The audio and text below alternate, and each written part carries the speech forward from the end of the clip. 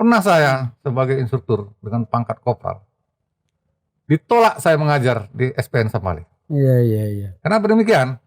Karena yang mau diajar adalah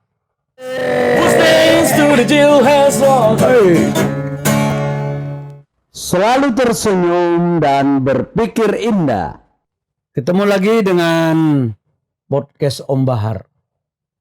Hari ini kita kedatangan tamu istimewa dan luar biasa.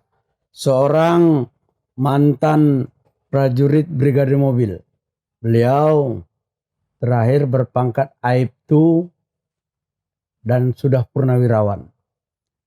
Beliau adalah Kakak Mulyadi. Saya panggil kakak karena beliau adalah instruktur dan pembina saya di Pramuka sejak masa remaja dulu. Saya sapa, mari kita sapa. Assalamualaikum Kak. Waalaikumsalam Iya. warahmatullahi wabarakatuh. Alhamdulillah. Kak Mulyadi, kami sangat berbangga bisa mengundang kakak di podcastnya Om Bahar hari ini. Karena saya tahu persis semangat kakak luar biasa. Dari mulai remaja dulu, tahun 88 di Dewan Kerja Daerah Pramuka, kakak adalah instruktur kami. Mulai dari pengembaraan Desember, ya kan, beberapa kali. Hal-hal seperti itu tentu memotivasi. Kami ingin kakak cerita bagaimana hebatnya dunia kepolisian khususnya Brigadir Mobil. Tentunya pengalaman kakak yang menarik. Silakan Kak. Oke, terima kasih. Saya akan cerita sedikit tentang pengalaman saya sebagai seorang prajurit. Kalau dulu prajurit ABRI, karena waktu itu kepolisian itu masih di bawah Angkatan Bersenjata Republik Indonesia. Ya. Saya masuk polisi tahun 74 dan begitu tamat dari Padang Besi, Sumatera Barat, saya langsung ditempatkan sebagai Brimob. Dan sampai akhir daripada tugas saya tetap berada di Brimob. Nah, yang luar biasanya, saya sebagai seorang Brimob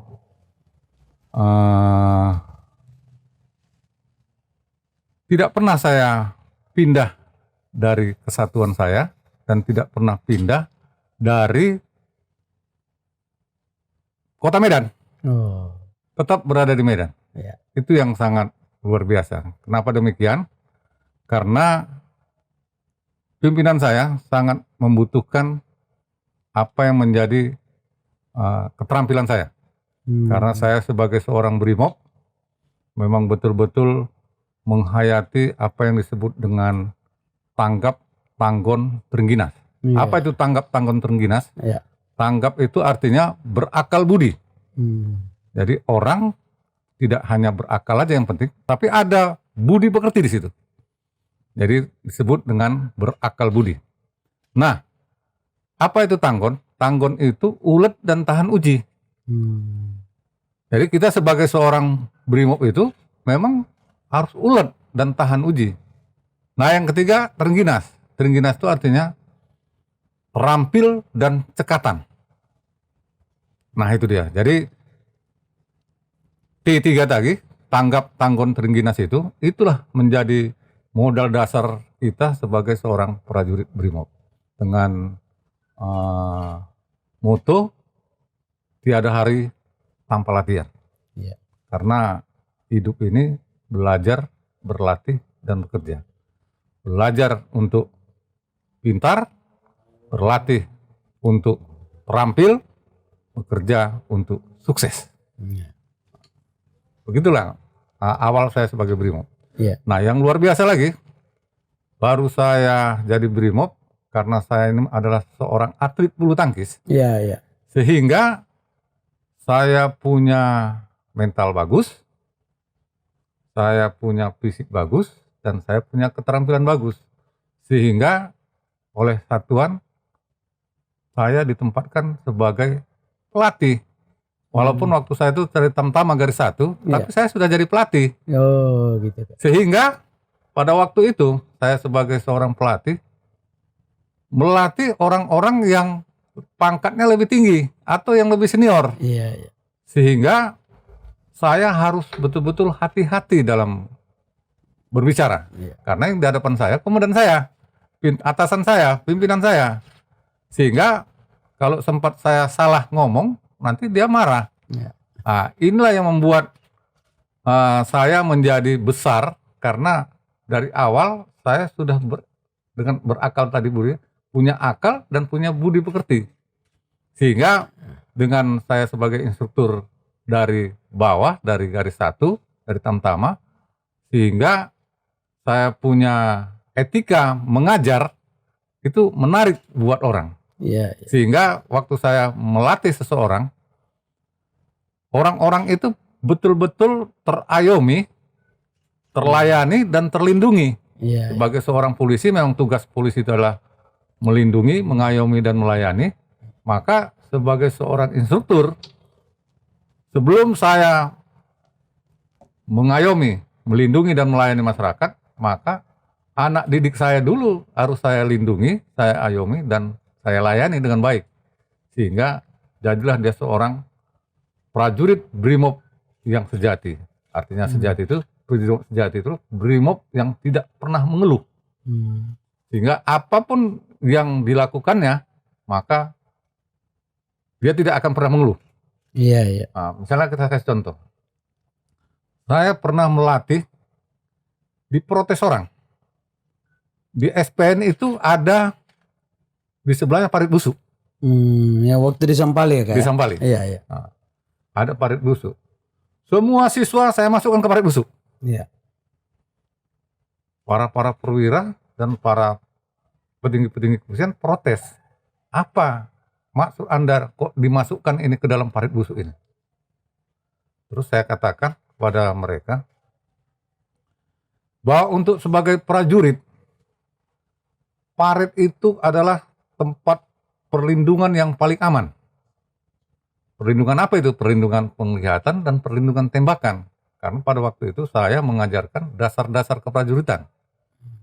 Maka pada waktu itu saya masukkan dia ke parit busuk itu yang baunya luar biasa, airnya pun hitam, sampahnya banyak, bahkan bangkai, segala macam bangkai ada di situ. Ya.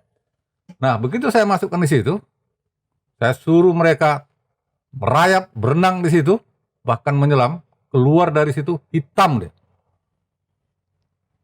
Nah, setelah itu saya masukkan ke sawah. Ada perjalanan menuju arah perkebunan di sana, arah ke Senti sana. Ya. Di sana ada sawah. Saya masukkan mereka ke sawah. Di lumpur itu mereka berenang. Yang tadinya di sungai, Ya. di parit busuk tadi, sekarang sudah di sawah. Artinya untuk apa? Untuk membersihkan dirinya dari lumpur-lumpur yang banyak kotorannya tadi, bahkan najisnya banyak. Ya. Maka dia bersih dengan, kalau bahasa Islamnya, disama gitu. Iya, iya. Kan gitu? Iya, iya. Sama. Bersihkan. Setelah itu dimasukkanlah dia ke dalam sungai, sehingga dia menjadi bersih. Keluar dia. Nah, artinya apa? Saya katakan bahwa apabila seseorang sudah berani diperintahkan, mau diperintahkan masuk ke parit itu, maka untuk perintah-perintah lainnya lebih gampang. Karena perintah berikutnya tidak akan ada Masuk parit. masuk parit. Iya. Sehingga bagi para pimpinan memerintahkan anggotanya lebih gampang nanti. Karena kalau ada orang tidak patuh, karena sebagai seorang prajurit ini, dia harus disiplin. Disiplin itu artinya kepatuhan dan ketaatan terhadap perintah maupun aturan. Iya. Baik secara tertulis maupun tidak tertulis. Secara tulus dan ikhlas serta bertanggung jawab. Nah, yang sangat kita harapkan sini kepatuhannya dulu. Soal ikhlas itu dia sama Tuhannya. Iya, iya, iya. Iya kan? Patuh dulu. Nah, patuh dulu. Begitu dia sudah patuh, kita sudah aman. Yang penting dia laksanakan dulu pekerjaan itu. Soal dia ngerundel, marah dalam hati, itu urusan dia.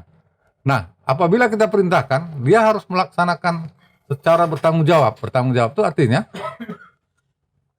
dia harus melaksanakan pekerjaan itu dengan baik dan benar. Karena setiap pekerjaan ada aturannya. Jadi dia harus melaksanakan dengan baik dan benar. Dengan melaksanakan pekerjaan dengan baik dan benar tadi, maka disiplin dia dapat. Maka dengan adanya disiplin itu, patuh dan taat tadi, yang membuat prajurit-prajurit BRIMOB ini kepatuhannya terhadap pimpinannya sangat luar biasa. Nggak pernah kita dengar seorang Brimob melawan pimpinannya. Ya. Karena memang kita, jangankan dengan peraturan yang tertulis, yang tidak tertulis pun dia harus patuh. Karena itu semua keras aturannya, dikerasi. Dan kalau perlu dengan main kekerasan. Kadang-kadang ada orang ditabuk dulu baru tahu. Jadi memang artinya membentuk karakter itu tidak mudah ya Kak? Tidak mudah. Tidak mudah. Karena karakter itu diawali dari niat. Yang pertama, orang tuh niatnya apa? Karena manusia ini kan hidup tergantung niatnya. Nah, setelah dia punya niat, terus dia punya cara pandang. Niat dia merubah cara pandangnya. Iya. Nah, cara pandangnya merubah cara pikirnya. Iya. Cara pikirnya merubah kata-katanya, perkataannya. Dan perkataannya itu merubah pekerjaannya. Nah, pekerjaannya itulah yang menjadi kebiasaannya. Dan kebiasaan itulah yang menjadi karakternya. Iya. Jadi kalau dia sudah biasa mengerjakan sesuatu yang baik, itulah menjadi karakter. Dan karakter inilah yang bisa merubah takdirnya. Betul. Itulah merubah takdirnya. Ya. Nah, setelah takdirnya berubah, dia punya takdir berubah menjadi nasib. Misalnya saya takdir saya sebagai seorang polisi. Maka takdir saya jaga. Jangan tidak saya jaga, nanti takdir ini bisa berubah dari takdir baik menjadi takdir buruk. Dipecat saya dari polisi. Iya. Jadi saya jaga. Nah, setelah saya jadi polisi, itulah nasib saya. Nasib saya berpangkat garis 1. Tapi bisa saya rubah. Dari tamtama bisa menjadi bintara. Bahkan ada menjadi perwira. Sampai ke pamen. Dari garis 1 dia, tapi bisa jadi dari pamen. Karena nasib dia bisa rubah. Karena takdir tidak bisa ditolak.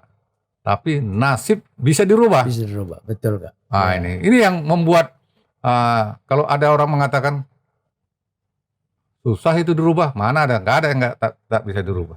Semua bisa dirubah. Yang penting ada kemauannya, ada niatnya. Iya. Ada niat untuk berubah.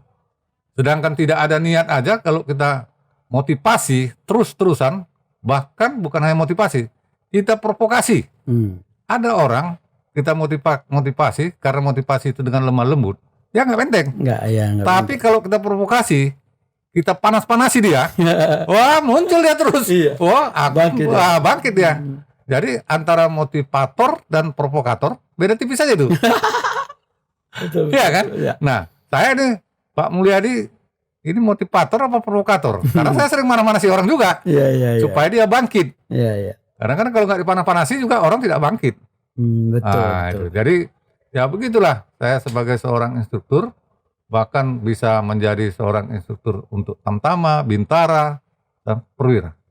Pernah saya sebagai instruktur dengan pangkat kopral ditolak saya mengajar di SPN Sapali. Iya. Kenapa demikian? Karena yang mau diajar adalah Kasatpung yang berpangkat AKP ke atas, kapten ke atas. Kalau zaman dulu kan pangkatnya kapten, mayor gitu kan, red call gitu kan. Iya. Jadi begitu saya lapor sama perwira penuntun bahwa saya diperintahkan Kansat Brimob untuk melakukan pelatihan ini, maka saya harus melaksanakan perintah ini. Iya. Nah, pada waktu itu para peserta latihan keberatan kalau kopral melatih mereka. Iya. Sehingga patunnya menghadap kepada direktur latihan. Pada waktu itu Kolonel Ishak Kodiat, dia sebagai asisten intel di Polda. Siapa rupanya yang mengajar? Mulyadi, Kopral Mulyadi. Oh iya boleh, aku mau ikut juga ke sana, mau ikut dengar dulu apa kata dia. Karena saya pernah bekerja sama dengan Mulyadi, tidak ada cerita tidak bisa sama dia, dan selalu berhasil. Kalau ada 10 pekerjaan, saya sama dia 11 berhasil. Bukan 10 lagi, 11. Kalau saya minta sama dia 3, 5 dikasih sama saya. Terus dia datang ke lokal, dia bilang, kau jangan lihat pangkatnya, kau dengar apa yang diucapkannya. Itulah yang dibilang Kolonel Ishak Kodiat kepada peserta latihan. Jangan kau dengar, jangan kau lihat pangkatnya, kau lihat pangkatnya, gelap mata kau nanti. Nah, saya tuh kau dengar apa yang diucapkannya. Akhirnya saya pun mau dengar juga apa yang diucapkan Mulyadi nih. Jadi beliau ikut di kelas. Ikut di kelas. Ikut di kelas. Seorang kolonel ikut di kelas. Iya. Terus saya mohon izin, saya hormat kepada peserta latihan. Saya katakan, saya di sini bukan sebagai instruktur. Kita metodenya metode juper dengan tersangka aja. Bapak sebagai polisi, sebagai juper, saya sebagai tersangka. Bapak boleh tanya apa saja sama saya. Gitu ya. Jadi bukan saya menjelaskan tentang sesuatu, tetapi dia bertanya kepada saya seperti juru periksa itu terhadap tersangka. Dia boleh tanya apa saja. Maka akhirnya ada seorang dari Deli Serdang, seorang mayor, dia tanya, Kopral, coba Anda ceritakan pengalaman Anda sebagai seorang brimob. Maka saya jelaskan, pengalaman di mana Pak? Di dasar laut, di laut, di pantai, di sungai, di rawa, di gunung, di rembah, sampai ke langit. Maksud Anda ke langit bagaimana? Saya kan penerjun Pak, saya bilang. Jadi kan walaupun tidak langit ketujuh, tapi kan di atas. Ya kan di atas bumi. Iya. Kalau masih di gunung, walaupun ketinggiannya masih. Iya. Tapi kita pernah di atas bumi. Di semua tempat itu ya. Semua tempat. Jadi saya katakan, terus dia bilang, atau di dalam tanah. Dia bilang, atau di dalam tanah. Saya bilang. Terus dia bilang, yang terakhir itu dalam tanah itu kau ceritakan. Maka setelah itu saya ceritakan, kenapa brimob bisa sampai ke dalam tanah. Baru saya jelaskan. Karena waktu itu pelajaran yang saya berikan adalah fungsi brimob. Maka saya jelaskan tentang tugas pokok brimob, tentang kemampuan-kemampuan brimob, tentang peran brimob kepada mereka. Dengan secara tidak langsung, saya juga sudah mengajar. Iya. Ya kan? Iya, kenapa seorang brimob bisa sampai ke dalam tanah? Itu tugas pokoknya. Tugas pokok dia adalah menanggulangi gangguan Kamtibmas yang berkadar tinggi. Utamanya kerusuhan massa. Kejahatan terorganisir. Sampai kepada anti teror, penyediaan bahan peledak, dan operasi-operasi kemanusiaan dalam bentuk search and rescue. Maka saya jelaskan tentang search and rescue tadi. Bahwa brimob salah satu kemampuannya adalah search and rescue, mencari dan menolong. Nah, akhirnya beberapa pertanyaan-pertanyaan bisa saya selesaikan. Saya jawab dengan bagus. Apa kata beliau? Macam mana? Seandainya kita punya anggota macam Mulyadi ini, 10 orang aja tamtama seperti dia di tempat kita, luar biasa lah polisi ini. Akhirnya apa? Dia bilang, apalah apresiasi kita buat Mulyadi. Seorang kopral yang memiliki ilmu yang sangat luar biasa. Saya aja udah pangkat kolonel, belum pernah saya melaksanakan tugas seperti itu. Ya, seorang kopral punya pengalaman seperti itu yang luar biasa, dan itu disampaikannya kepada kita. Seandainya dia nggak datang, kita pun nggak tahu ini. Nggak tahu kita ilmu brimob itu bagaimana. Ya, apa itu peran brimob. Nah, saya jelaskan bahwa peran-peran brimob itu yaitu bisa membantu, bisa memperkuat, bisa melengkapi, bisa melindungi, dan bisa menggantikan. Jadi kalau brimob itu melakukan tugas-tugas bantuan taktis kewilayahan, itu dalam rangka membantu, memperkuat, melengkapi, melindungi, dan menggantikan. Nah, ini yang luar biasa. Jadi brimob itu peran apa saja bisa dilakukannya. Luar biasa kan. Jadi memang kita katakanlah kalau masyarakat awam mungkin mereka polisi itu brimob yang mana, polisi lalu lintas yang mana, polisi sabara yang mana, kan banyak nih. Betul. Tapi khusus cerita tentang brimob memang luar biasa. Kakak bisa menceritakan sedetail mungkin karena itu memang sudah menjadi darah daging gitu ya Kak. Bahkan kalau saya tidak salah informasi, putra kakak juga seorang brimob sekarang ya? Iya, betul. Bahkan udah perwira ya? Sudah perwira ya. Di brimob juga ya? Brimob juga. Yang luar biasanya ini anak Dia masuk tahun 2004 dan lulus ditempatkan di Polres Langkat. Iya. 2 tahun dia bertugas di Polres Langkat, dia minta ke Brimob. Orang heran, gila kau katanya. Orang dari Brimob minta polisi umum, kalau dari polisi umum minta Brimob. Iya. Kan begitu. Iya. Nah akhirnya kebetulan saya main bulu tangkis dengan Pak Nurdin Usman waktu itu sebagai Kapolda. Iya. Akhirnya bisa dia pindah ke Brimob. Nah alhamdulillah setelah dia di Brimob sampai sekarang sudah perwira dia dengan anak 3. Iya, luar Dan biasa. istrinya juga seorang dokter. Dokter ya. Hebat Berarti lah. berhasil Jadi, Kak, selamat ya Kak ya. Iya, terima kasih. Nah, kemudian Kak, kalau kita melihat cerita Kakak itu kan sangat menginspirasi. Jadi kalau boleh cerita, di luar itu prestasi di luar Brimob, saya dengar Kakak di dunia bulu tangkis itu bahkan sampai menjadi sekretaris perlombaan untuk tingkat nasional kalau nggak salah ya Kak.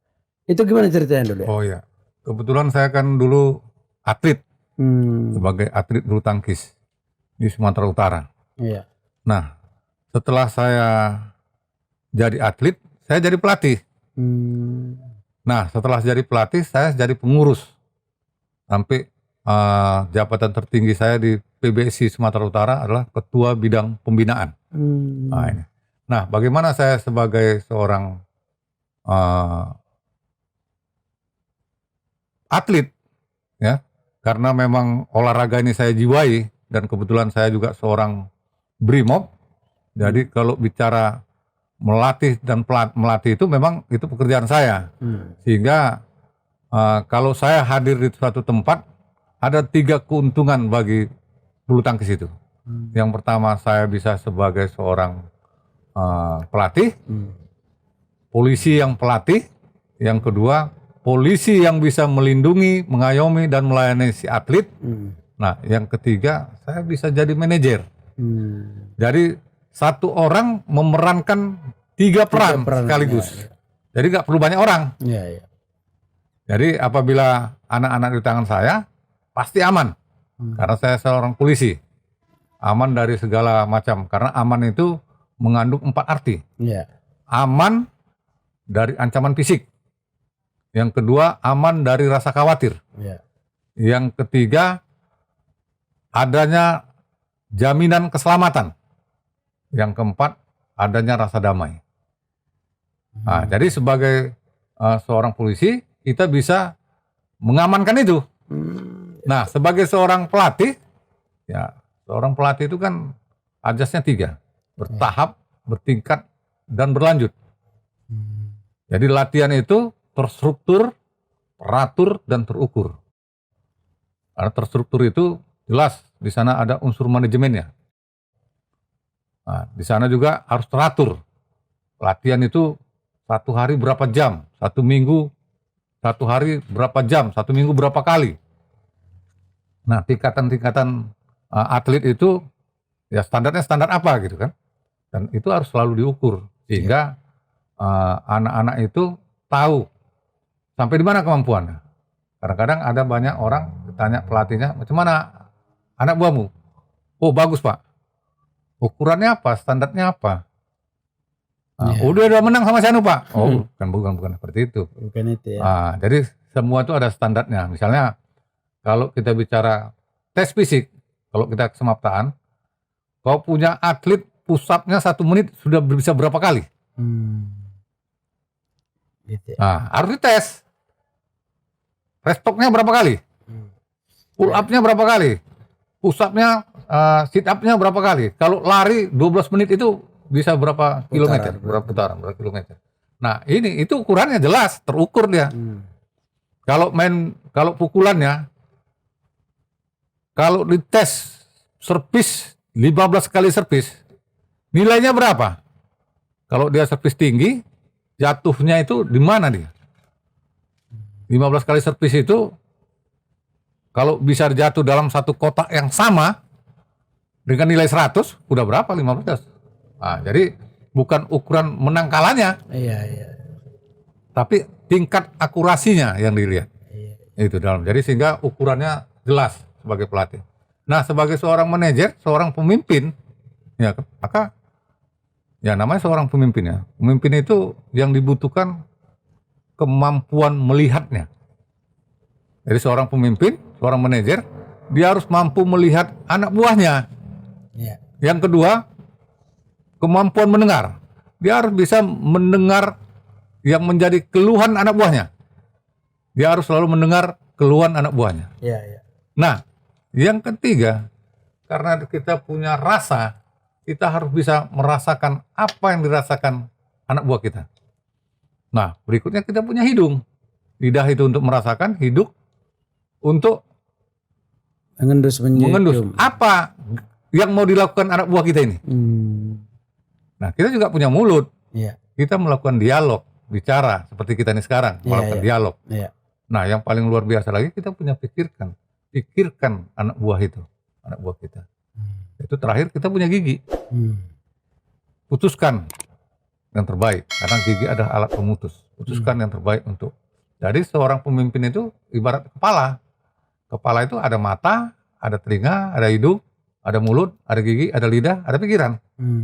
Jadi kecerdasan interpersonal skillnya ini yang harus dibina. Yang jadi masalah sekarang, bicara kepemimpinan ini, kemampuan melihatnya tak ada. Sehingga jarang dia melihat anak buahnya. Matanya sudah rabun. Kupingnya pun tidak peka, tak pernah mendengar keluhan anak buahnya. Yang paling hebat, lidahnya pun sudah keluh. Tidak bisa dia merasakan apa yang dirasakan anak buahnya. Dan dia tak bisa mencium gelagat anak buahnya, mau apa anak buahnya. Dan dia tidak pernah berdialog dengan anak buahnya. Bagaimana dia mau memikirkan anak buahnya? Iya, betul. Ah, ini. Yang akhirnya keputusan-keputusan yang terbaik anak buahnya tidak pernah dia lakukan. Baik, Kak. Itu luar biasa. Jadi pencerahan hari ini seorang Kak Mulyadi hadir di kita ini memang luar biasa, Kak. Itu hal-hal itu tidak semua orang pernah mendengar selama ini. Tapi lewat podcast kita, Kak, lewat podcast Om Bahar ini, mudah-mudahan menjadi pencerahan yang baik. Sebelum kita lanjut, Kak, silakan lu minum dulu, Kak. Oh, boleh. Minum air mineral dulu.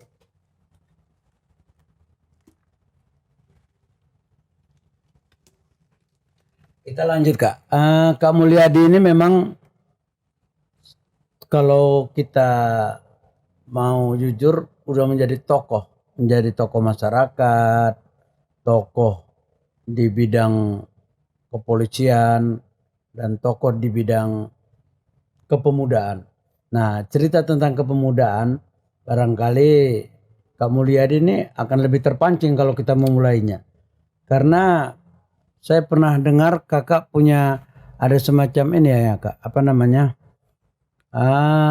Filosofi soal apa tuh? Soal ya, membina generasi muda. Ya. Filosofinya yang pernah saya dengar kakak ngobrol-ngobrol sama saya dulu tentang paku berkarat itu. Coba nanti boleh diulang itu, Kak. Menarik itu. Begini. Sekarang ini kan kalau kita melihat di masyarakat, di mana kepercayaan masyarakat terhadap aparat pemerintah terutama, ini sangat menurun sekali. Maka tak salahlah kalau polisi membuat suatu istilah promoter, profesional, modern, dan terpercaya. Ya. Nah, yang dibangun itu ada yang pertama adalah kepercayaan. Bagaimana orang mau percaya? Bagaimana masyarakat mau percaya? Sementara aparat negaranya tak bisa dipercaya. Kenapa demikian? Ya, kita sudah tahu bahwa di zaman sekarang ini memang kita ini sudah menjurus kepada kapitalis. Kalau kata orang Batak, pengen mengatur negarawan. Sehingga semua harus bayar. Mau sekolah bayar. Mau naik pangkat bayar. Mau naik jabatan bayar. Nah, yang akhirnya orang yang tadi apabila dia mendapat sekolah, mendapat pangkat, mendapat jabatan, ya pasti yang pertama kali bagaimana ulang modal dulu lah. Balik modal. Ulang modal dulu lah. Jadi fokus pekerjaannya nggak ada. Jadi apa yang menjadi tugas pokoknya nggak dikerjakannya. Itu yang jadi masalah. Yang jadi masalah kita adalah kalau kita bahasa semua pekerjaan dipekerjakannya. Semua pekerjaan dikerjakannya kecuali tugas pokoknya. Kan udah kacau kita itu. Iya. Oh, seperti itu. Semua pekerjaan dikerjakannya. Kalau kata orang Medan gawat kali. Gawat kali. Nah, kenapa demikian? Pada satu hari saya diminta oleh Kapolda. Waktu itu saya sudah pensiun. Kebetulan saya sebagai seorang purnawirawan menjabat sebagai sekretaris Persatuan Purnawirawan Polri di Sumatera Utara. Dan juga sebagai sekretaris Paguyuban Keluarga Besar Brimob.